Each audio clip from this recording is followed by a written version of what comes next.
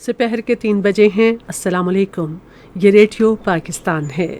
عمرانہ ناہید سے خبریں سنیے۔ اہم خبروں کا خلاصہ۔ وزیر اعظم نے ہنگامی صورتحال میں انسانی زندگیاں بچانے کے لیے قومی CPR تربیتی مہم کا اعلان کیا ہے۔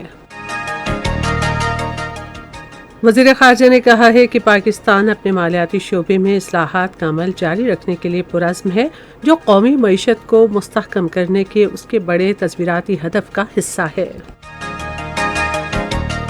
وزیر اطلاعات نے کہا ہے کہ حکومت ملک کی معیشت کو درست سمت میں گامزن کرنے پر بھرپور توجہ دے رہی ہے اور کسی کو ملک میں بدنظمی پھیلانے کی اجازت نہیں دی جائے گی۔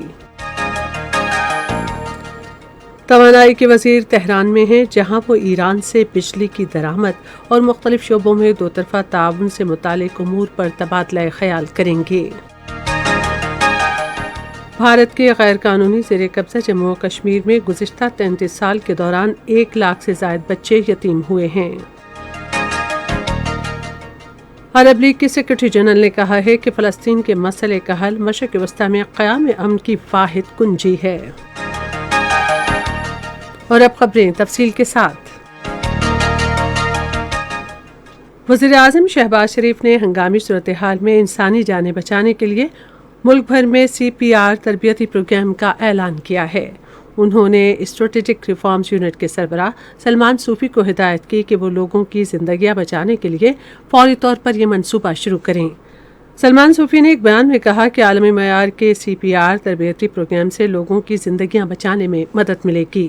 انہوں نے کہا کہ مہم کے دوران ہر شہری کی تربیت سمیت CPR پروگرام کو اسکول کی سطح پر نصاب میں شامل کیا جائے گا۔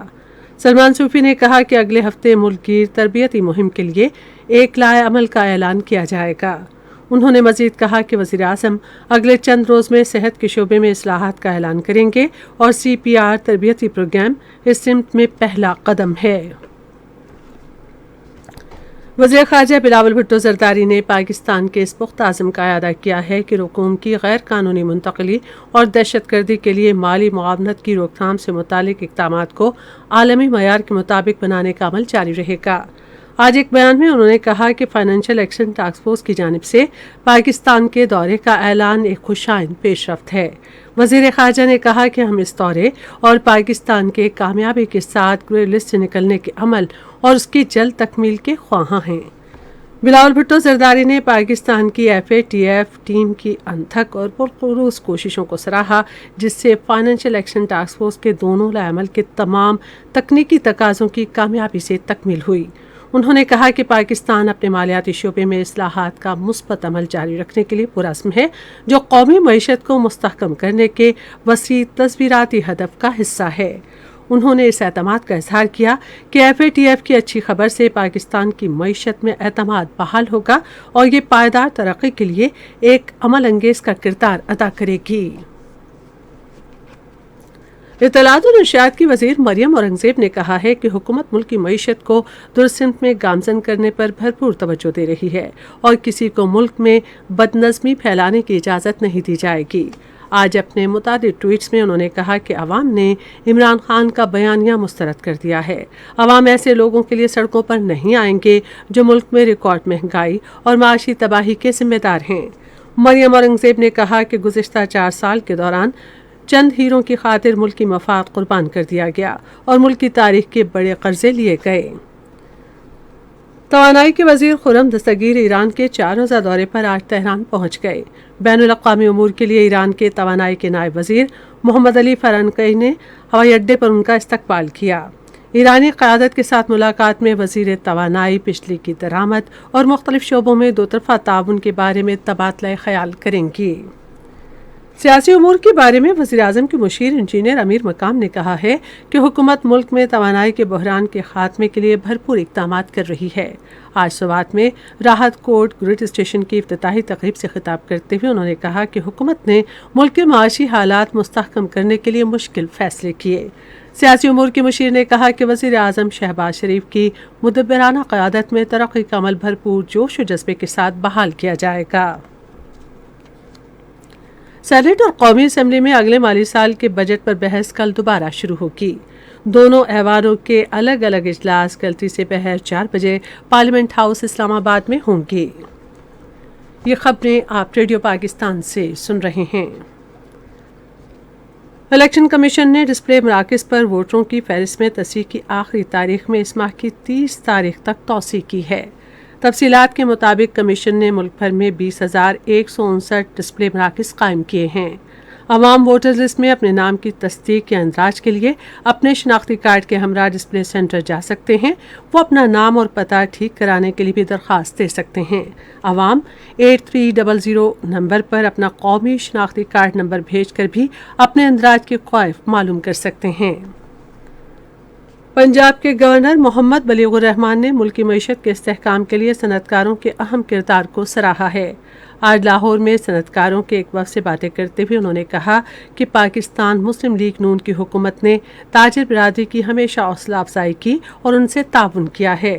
انہوں نے وفد کو یقین دلایا کہ وہ حکومت کو ان کے مسائل سے آگاہ کریں گے۔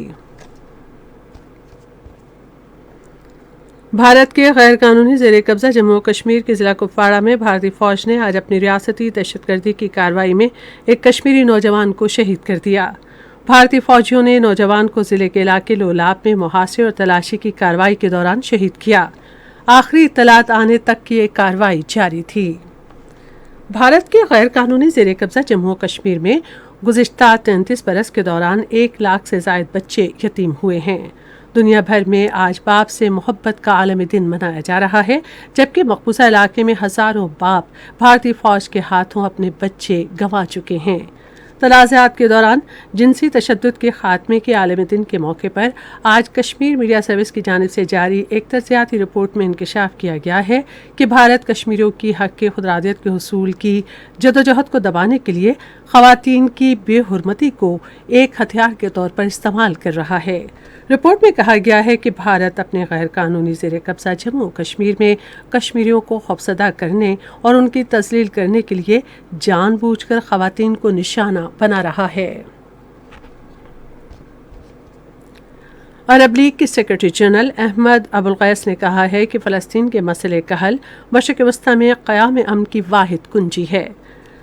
9ویں باکو بین الاقوامی فورم میں مشرق وسطیٰ کے مستقبل کے بارے میں اجلاس سے خطاب کرتے ہوئے انہوں نے کہا کہ ایک ایسے حل کی ضرورت ہے جس کے ذریعے اسرائیل متعلقہ بین الاقوامی قراردادوں اور مشرقی بیت المقدس کو فلسطینی ریاست کا دارالحکومت تسلیم کرے۔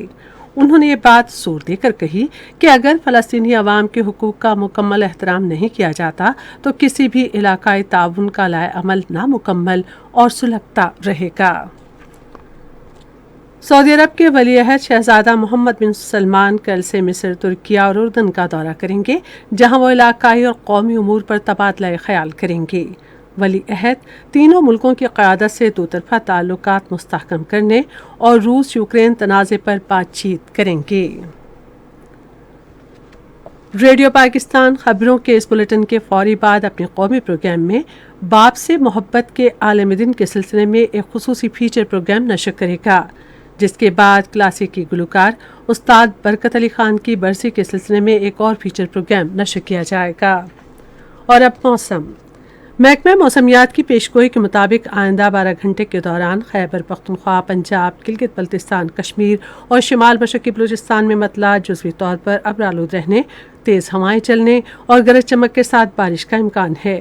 ملک کے دوسرے حصوں میں موسم گرم اور مرطوب رہے گا۔ آج ریکارڈ کیا گیا بعض شہروں کا درجہ حرارت: Islamabad 32 degree centigrade, Lahore, Peshawar اور کوئٹہ 34، کراچی 35، گلگت 23، مری 20 اور مظفر آباد 33 ڈگری سینٹی گریڈ۔ محکمہ موسمیات کی پیشگوئی کے مطابق بھارت کے غیر قانونی زیر قبضہ جموں و کشمیر میں سری نگر، پلوامہ، اننت ناگ، شوپیاں اور لیہ میں مطلع ابرآلود رہنے اور گرج چمک کے ساتھ بارش کا امکان ہے، جبکہ جموں اور بارہمولہ میں مطلع جزوی طور پر ابرآلود رہنے اور گرج چمک کے ساتھ بارش متوقع ہے۔ آج ریکارڈ کیا گیا درجہ حرارت: سری نگر، بارہمولہ اور Pulwama 18 degree centigrade, Jammu 33، Leh 11، Anantnag اور شوپیاں 17 ڈگری سینٹی گریڈ۔ اہم خبروں کا خلاصہ ایک بار پھر سن لیجیے۔ وزیراعظم نے ہنگامی صورتحال میں انسانی زندگیاں بچانے کے لیے قومی CPR تربیتی مہم کا اعلان کیا ہے۔ وزیر خارجہ نے کہا ہے کہ پاکستان اپنے مالیاتی شعبے میں اصلاحات کا عمل جاری رکھنے کے لیے پرعزم ہے، جو قومی معیشت کو مستحکم کرنے کے اس کے بڑے تصویراتی ہدف کا حصہ ہے۔ وزیر اطلاعات نے کہا ہے کہ حکومت ملک کی معیشت کو درست سمت میں گامزن کرنے پر بھرپور توجہ دے رہی ہے اور کسی کو ملک میں بدنظمی پھیلانے کی اجازت نہیں دی جائے گی۔ بھارت کے غیر قانونی زیر قبضہ جموں و کشمیر میں گزشتہ 33 سال کے دوران 1 لاکھ سے زائد بچے یتیم ہوئے ہیں۔ اس کے ساتھ ہی خبریں ختم ہوئیں۔ مزید خبروں اور تجزیوں کے لیے ہماری ویب سائٹ ہے radio.gov.pk اور فیس بک کے link radio Pakistan news official پر براہ راست ویڈیو اسٹریمنگ بھی ملاحظہ کی۔